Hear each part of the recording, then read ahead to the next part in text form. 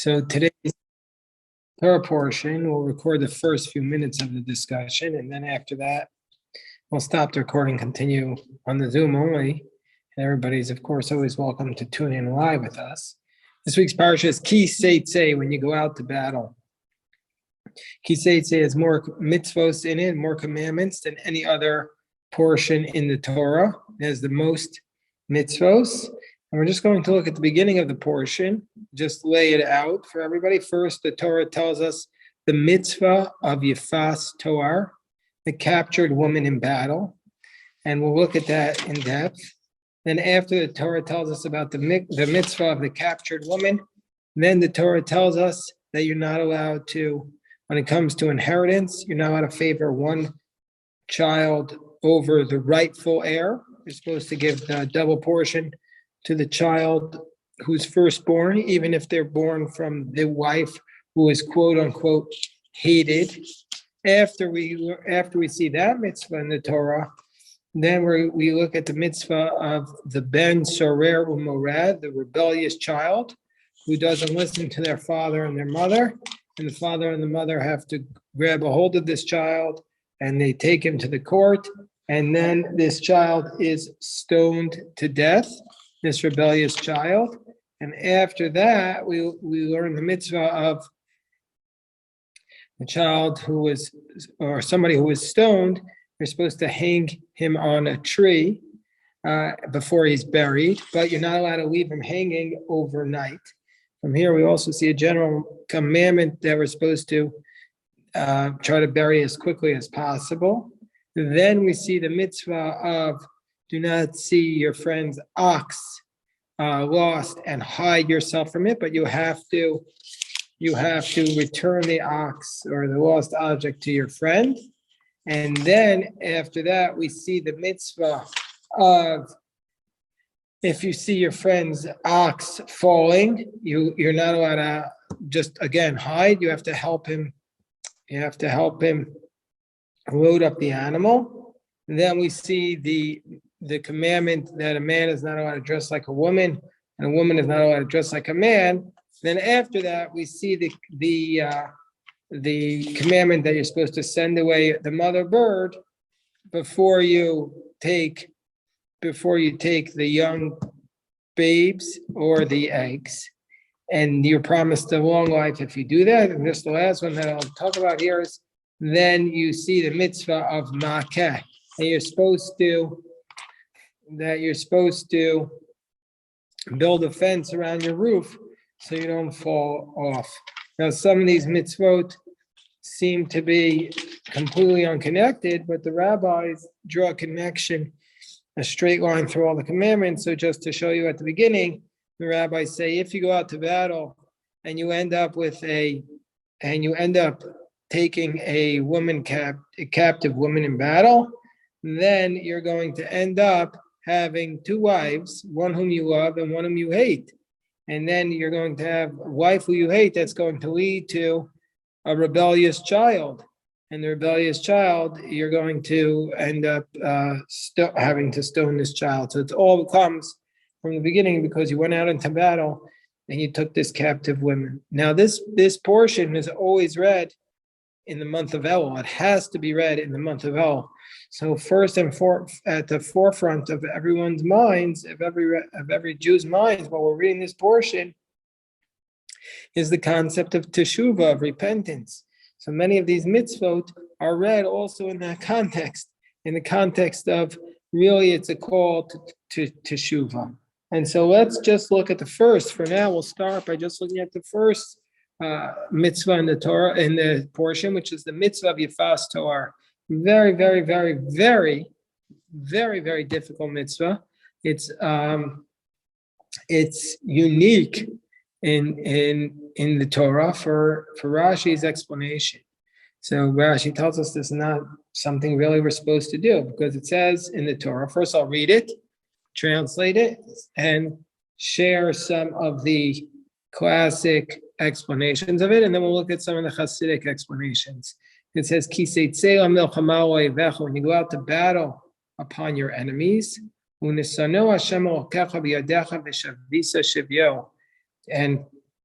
God hands the enemy over into your hands, and you take a captive. You take a captive. Rashi says that what are we talking about? What type of battle are we talking about? Rashi says the milchemes harashus. We're talking about a discretionary war, not a war that's commanded. Meaning to say, it's not a war in the land of Canaan. It's a war outside the land of Canaan. We're trying to expand your boundaries. It's a optional war. So, because in the land of Canaan, you're not allowed to take captives. So, therefore, it's obviously taking place outside of the land of Canaan, and you take a captives. And who can this captive be? It can even be a Canaanite woman who's living amongst them. So, and then it says in the next verse, verse 11. The whole passage is basically 5 verses. So then the second of the verses of the paragraph says, V'ra'isa v'ashivya. You see this captive, you see amongst your captives, Eishes Yifas Toar, a beautiful woman. Rashi says, even if she's married, you desire her. You see this beautiful woman amongst the captives, and you desire her, and you take her as your wife. We would call this today a war crime. If somebody did this today, it would be considered a war crime and would be strongly discouraged by the ethical armies. But this type of outrageous, obscene, extremely vile, disgusting behavior is what we see today amongst the Russian army invading Ukraine. We've seen horrible reports. So what does this mean? How could the Torah be allowing this? So Rashi quotes the Talmud from Kedushin. And so I'll read the Rashi. Lo dibra Torah el keneged yetzer hara. The Torah is only speaking. Torah doesn't really want us to do this, but the Torah is speaking to our evil inclination. The Torah knows that the soldier is not going to be able to refrain from this activity. The Torah knows that the soldier is a limit to their efforts, to their abilities. So the Torah speaks corresponding to the evil inclination.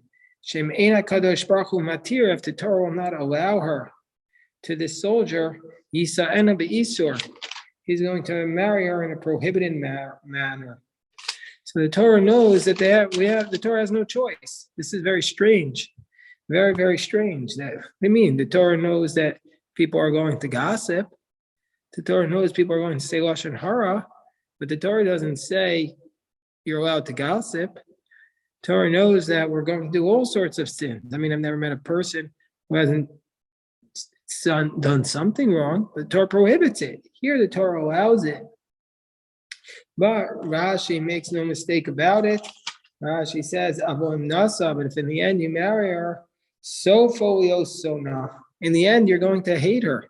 Promise you, says Rashi, as it says afterwards, Kisiena la'ish.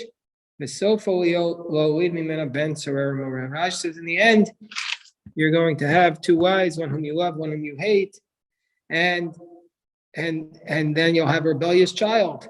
Meaning to say, Rashi says, you have no choice. The Torah has no choice. But if you do this, then something bad is going to result from it. This is what Rashi says. And indeed, the Torah Tamima commentary writes, "Bekoshi hitira haTorah yifas Torah b'milchama." The Torah with great difficulty allows this man to take this captive woman in battle. Rak mitoch shemisgareh b'yitzro. So only because his evil inclination was inciting him, and so therefore, yesh lachush is nebi isur. We're concerned that the Torah is concerned if we don't allow him, he'll do this in a prohibited manner. So therefore, he allowed him to marry.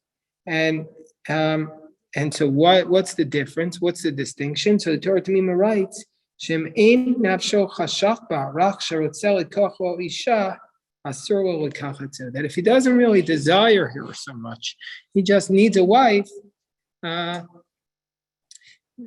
he needs a wife, then it's not going to be okay. I mean, it's only if he has this overwhelming desire. And then the Torah Tamima goes on. I know we said we were going to first read all through the 5 verses, but the Torah Tamima interrupts it with the classic question. So he says, "V'yesh laha'ir b'ikar klal zeh." He says, let's discuss this concept. L'dibra Torah k'neged ha'yetzar hara. What is this idea that the Torah is just speaking to the evil inclination in allowing this? Well, if that's the case, well, if that's the case, why is the Torah allowing any, doing this for every mitzvah? Why don't we say that since the name, why don't we say the kivan she'efshar she'avor be'isur, not for every sin? Why don't we say the same idea? Well, since the Torah is worried you're going to violate it, why don't we therefore allow you to do it in a permitted manner? Well, the Torah knows it's going to be impossible for you to always eat kosher, so allow you to eat pig so that you don't violate the sin. That's basically the Torah Tamima in the early 20th century is asking our question. It's not our question, obviously. So Torah Tamima says, when do we say this principle? Only in a war. Because then every man needs to be with a certain battle mentality. And we don't want him to be in too much distress because we want him to be able to withstand the battle. And indeed, we just said this at the end of the last week's portion. But somebody was returning from the battlefront. And so therefore, we knew that you can't be afraid in battle, you can't be distracted. So that's what the Torah Tamima is saying. And he says, it's possible,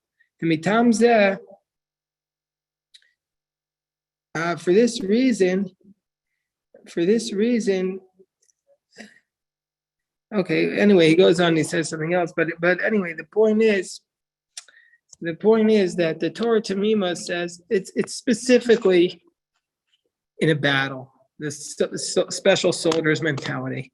But here too, I mean, I personally am left still uneasy.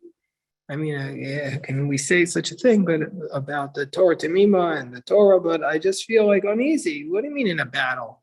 We wouldn't allow this in a battle today. God forbid if any U.S. soldier did this or any Israeli soldier, we would be horrified. We would be embarrassed. We would say, throw the book at him.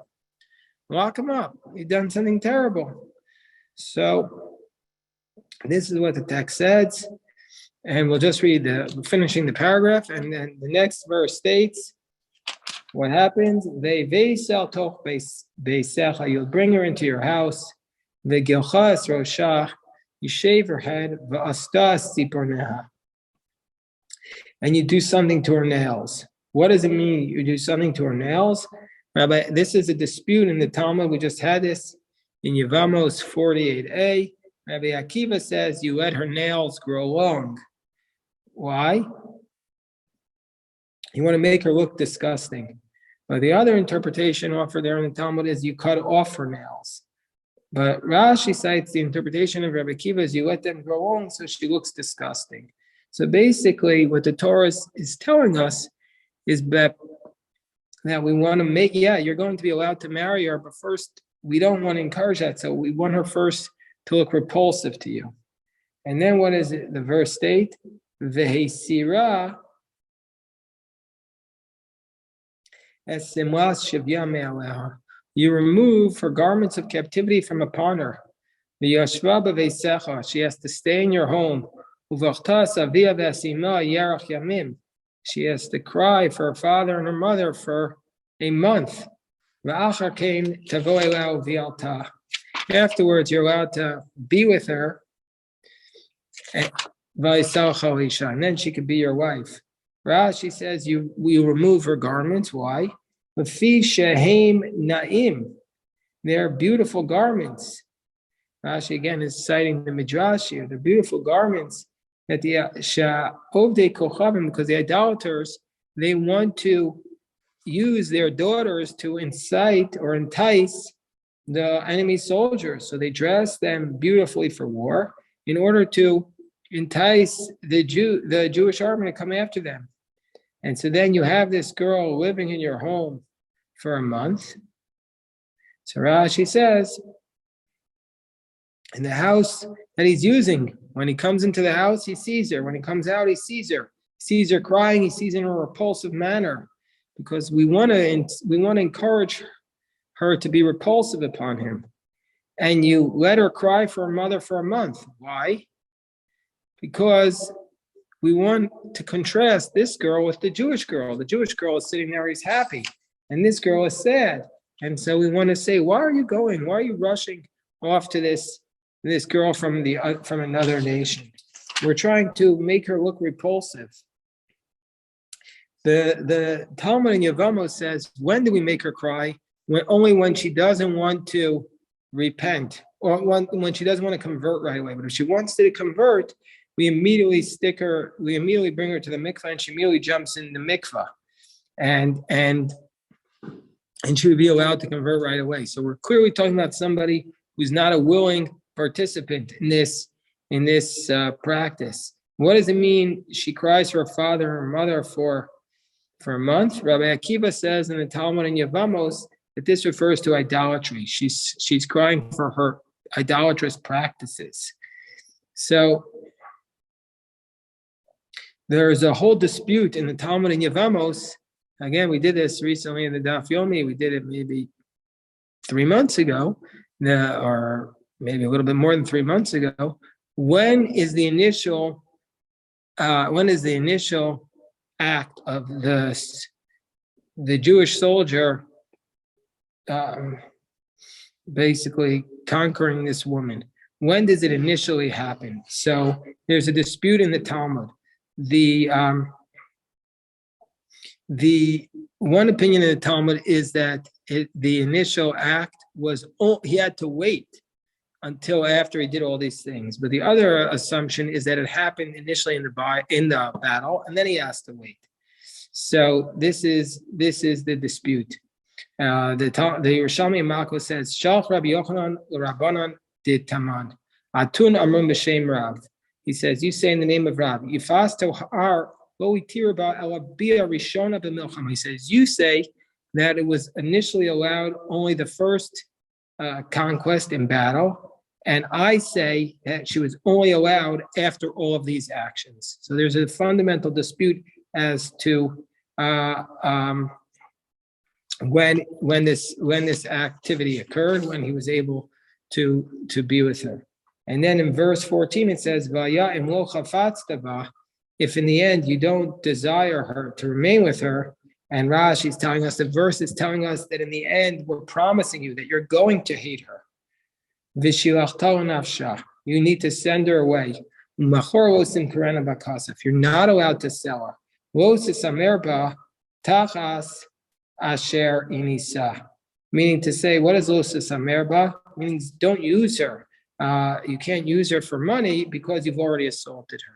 So the Torah is telling us, even though we can assume that in the battlefield, the soldiers were capturing slaves and using it as a very lucrative way to make a living. That's why people would go into the battle in the ancient world. This is the way that they could climb the social ladder, by making money. But we're saying here, that you would not be allowed to sell her. So just to, not justifying it, but I'm just explaining the situation. The Torah is allowing you to do this, but the Torah is also squeezing this possibility legislatively. How is it squeezing it? It's saying, first of all, if you're going to want to be with her, you have to take her into your home and you have to marry her. Like marriage in Jewish law, she's going to have all sorts of rights. She has to have a ksuba. She has to be supported. She has to be provided with certain things, certain activities. You have a mitzvah of sheirak susavo nasa. You need to clothe her, feed her, and be with her. Give her time. That time means physical time, emotional time. then in addition to that, before you're married her, you have to watch her and make her look repulsive and watch her crying. And it must be devastating, meaning humanize her. And then if you do all these things, just know you're never going to be allowed to sell her. You're never going to be allowed to sell her. You've lost this ability. Like, this is a quote unquote, it's horrific to speak like this about a human being, but in ancient world, this was an asset, a tremendous asset. It was worth a lot of money, and you've lost that asset forever. So the Torah is why wouldn't the Torah just say this from the beginning? That we don't know. Why does the Torah allow it? That's a very, very, very difficult question. And, we don't necessarily have an answer for that. The Torah Tamima is bothered by it. Many, many commentaries are bothered by it. But I just want to say that for this reason, I think that the Hasidic commentaries view this as a metaphor, or as a symbol, a paradigm of not necessarily this case, which this case is not really relevant for us anymore. It's not relevant. God forbid we should go into battle like this today, and we don't have battles like this today. But so the rabbis therefore viewed it as, when Rashi uses this phrase, when the Talmud uses this phrase, that the Torah is speaking against the Yetzer, to the inclination, the rabbis understand this as a battle with our Yetzer Hara. That the Torah is speaking this passage, we have to read it through the lens of a battle with the Yetzer Hara. How do we fight against our evil inclination? How do we overcome our struggle with our evil inclination? And so therefore, that's how the classic commentaries, Hasidic commentaries view this as a battle to death against our evil inclination, which is always, always trying to overtake us and to conquer us. So I want to share with you some of the classic Hasidic interpretations. First, I'll pause and take some questions for a moment. I'll pause and take some questions.